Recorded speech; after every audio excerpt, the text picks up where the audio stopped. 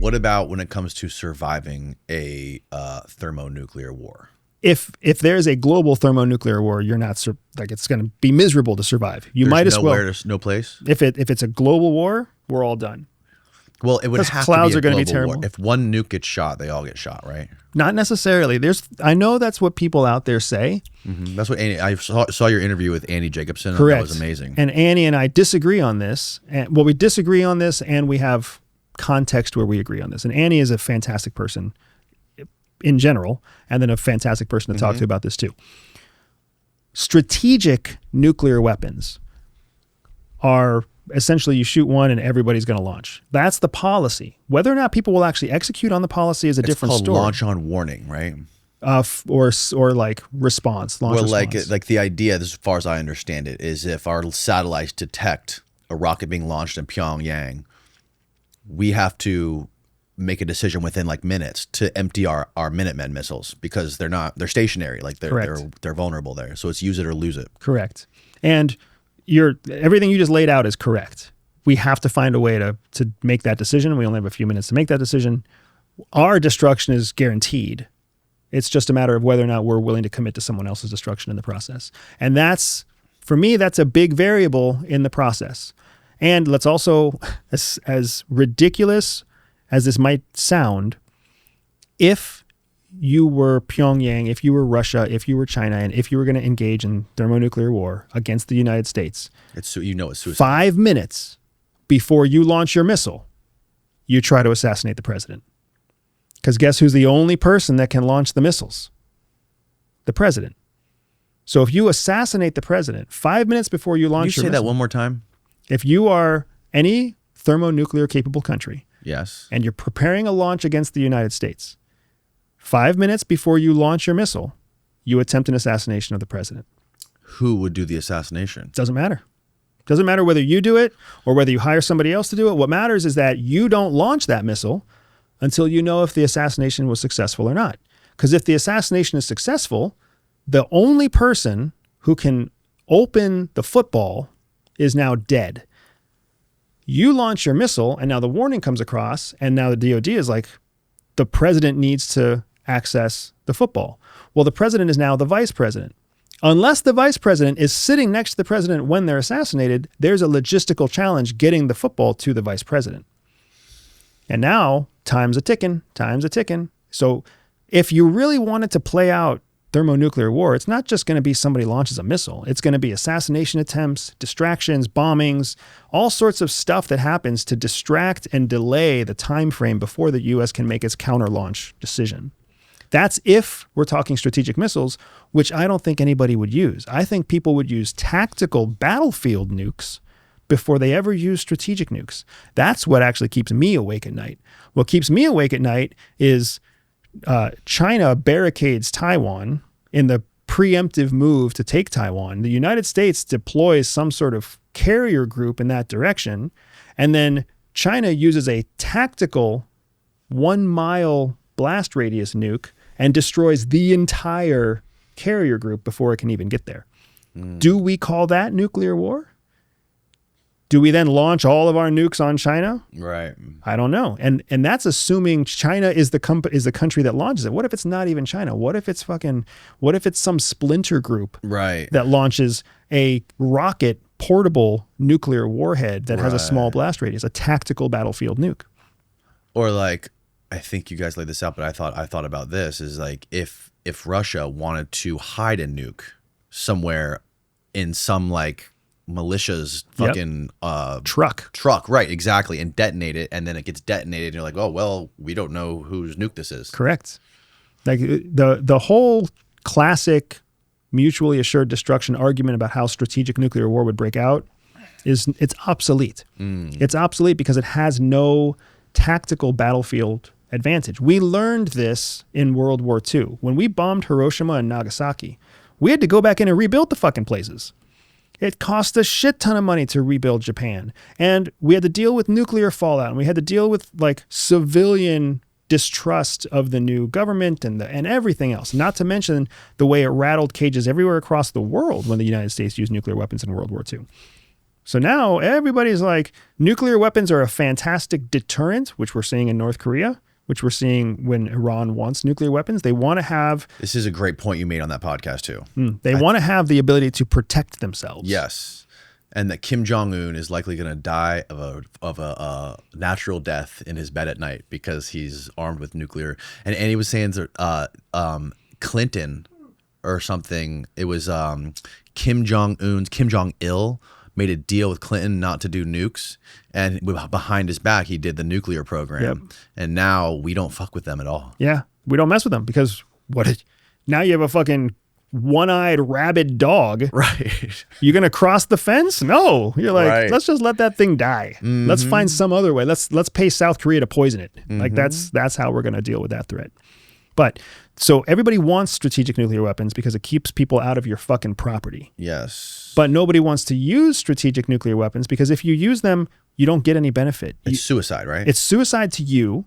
And if let's say we launched all of our weapons at Russia and Russia, for whatever reason, didn't counterattack, we just nuked all the prime real estate in Russia. Right. It's useless to us. And don't they have a dead man switch? Don't they have some sort of system there that it detect even if the everyone's dead dead? hand, yeah, that's what Annie says, exists in Russia. Yeah. I don't know of any kind of dead hand that we have. The dead hand. The dead hand. So if everyone's dead, they have sensors that will just unleash hell. Yeah, essentially, it's like you're holding the trigger not to launch, and then if you're killed, Oh yes. Okay, the trigger's released. I hope that thing doesn't get a false positive. That's crazy. Yeah, dude. right. It's just it's a Charlie horse, and you're like, oh, we're fucked. Right. Yeah. Fuck, that's crazy. So what do you think the probability is that a strategic ICBM gets launched? Almost zero. Almost Really? zero. And I think Annie and I agree with this, that the probability is almost zero. That does not mean that I don't believe a nuclear weapon will go off. I believe that a tactical battlefield nuke, some kind of dirty nuke, some kind of Suitcase nuke. Transnationally controlled nuclear device, something like that, I think that has about a 30% chance of going off in the next 5 years. I always worried that the cartels would get a nuke. That's a perfect example. I mean, it's a transnational threat that can afford to buy a nuke. They can totally afford to buy some old Russian, old Soviet nuke that found its way into Belarus. Like, it's not impossible. Keep in mind, of all the nuclear capable countries, there are other countries that are not nuclear capable, but still hold nuclear weapons for other countries. Really? Yeah. They're like little fucking nuclear closets in other countries. And they hold the nukes usually for us, but they also hold them for Russia. So now if you're trying to get your hand on a Russian nuke, you could buy it on the black market. You could work through a weapons dealer directly in Russia. You could try to find some old nuke that has been decommissioned, steal it, buy it, whatever else. Or you could steal it from a third country that's supposed to be controlling nuclear weapons for Russia. Well, cartels were buying submarines and shit when the Soviet Union collapsed. They were buying Soviet subs. I mean, who's to say they didn't buy a fucking nuke from them? Absolutely. North Korea, if North Korea has a nuke that weighs less than 500 pounds, which they probably do, a warhead that weighs less than 500 pounds, they would sell it to anybody. They would for sure sell it to somebody who doesn't like the U.S. government, like a cartel. Now, North Korea, as far as I understand it, is their submarines are like way below our standard. Like they don't have nuclear powered submarines. I think they only have diesel powered submarines. Okay. So I guess they can't get around like the countries that really have the what do they call it? The handmaidens of the apocalypse, the submarines. And when you see all the traffic of all the nuclear subs around the world, it's freaky, dude. Like they're literally circling both coasts of America and like Central America and South America, and all of these nuclear subs are just loaded with MIRVed rockets. Yeah. And it's just crazy to me, the idea that these things are patrolling the oceans at all times. And it's like every single country has a gun pointed. We all have guns pointed at each other's heads. We don't at all times. And this is what's important. We don't all have that. If you're an American citizen, you have that. There's always a gun pointed at your head if you're an American citizen, right? Especially if you're living in the United States, always a gun pointed at your head because the United States is the threat. Right. When you're a U.S. citizen and you're living in Azerbaijan, Nobody cares about Azerbaijan. Armenia cares about Azerbaijan. And that's pretty much it. Right. Right? You're a U.S. citizen, so when you come into the country, people know that you're there, and they're going to assume that you have wealth, and you could be targeted for petty crime. But there's no national country trying to assassinate you in Azerbaijan, especially not if you're just a random digital nomad living in Azerbaijan. And if you go down to Costa Rica, nobody's pointing submarines at Costa Rica. It's a waste of resources to point submarines at Costa Rica. It's not a waste of resources to point at the United States. So every major country that has a beef with the U.S. are all targeting the U.S. at all times, targeting our cyber structure, our water, our infrastructure, our electrical grid, targeting us with cruise missiles, with nukes, with submarines, with satellites, with space-based resources. We're always being targeted, right? That's not something to be afraid of, but it's something to be aware of, because guess what? You're not being told in the headlines every day how dangerously close you are to being killed. We just assume that we're safe all the time. There's no reason to assume that we're safe all the time. Yeah, and another thing Andy talks about is the interceptor system that we have, which is we have 44 interceptor missiles that each have a 40% accuracy, which is like shooting a bullet out of the sky with another bullet. Yeah. So a great example of this was when Iran launched rockets against the base in, was it Djibouti? Was it recently? Yeah, after Trump bombed Iran. Yep. Iran had a counterstrike. Dude, those videos were insane. Weren't they? They were hypersonic missiles. It's like they were going like like that out of the sky. Yeah. So I don't know if they were hypersonic. We can look that up. But what's interesting, the reason I bring it up. Sorry, continue. I don't want to interrupt, but find videos of the Iranian hypersonic missiles that recently hit. There it is. Yeah. Well, no, that's Tel Aviv. So Tel Aviv deals with hypersonic missiles. Okay. But when Iran launched its counterstrike against the American military base, the reason I bring this up is because Iran told the U.S., we're going to launch rockets. We're going to launch whatever it was, 180 rockets or 80 rockets, whatever. We're going to launch rockets against your military base, which gave the United States a chance to say, hey, perfect.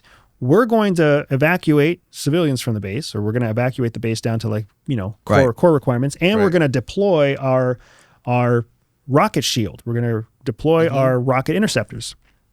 And then when they launched the rocket interceptors, it was an average of, I think, 5 interceptors per rocket that was inbound, which is even less than the 40% accuracy Andy's talking about. It means 20% accuracy for an American weapon system that's first world, an American weapon system handled by the Americans trained to handle that weapon system.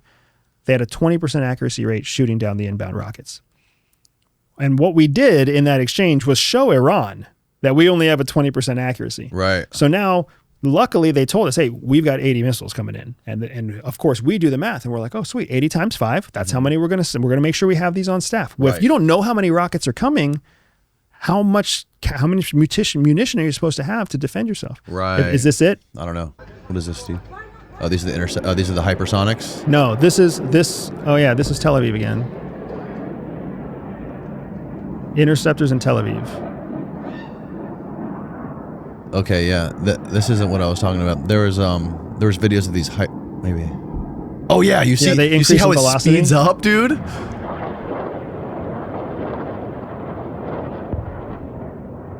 What a fucking crazy thing. Could you imagine? Yeah. No. Exactly. And I hope we never have to live it.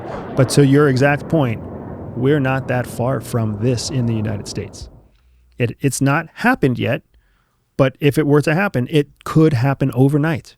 It's not like it would take 6 weeks for people to start launching missiles at us. They could do it from a submarine off the coast in the next 5 minutes, if they chose to.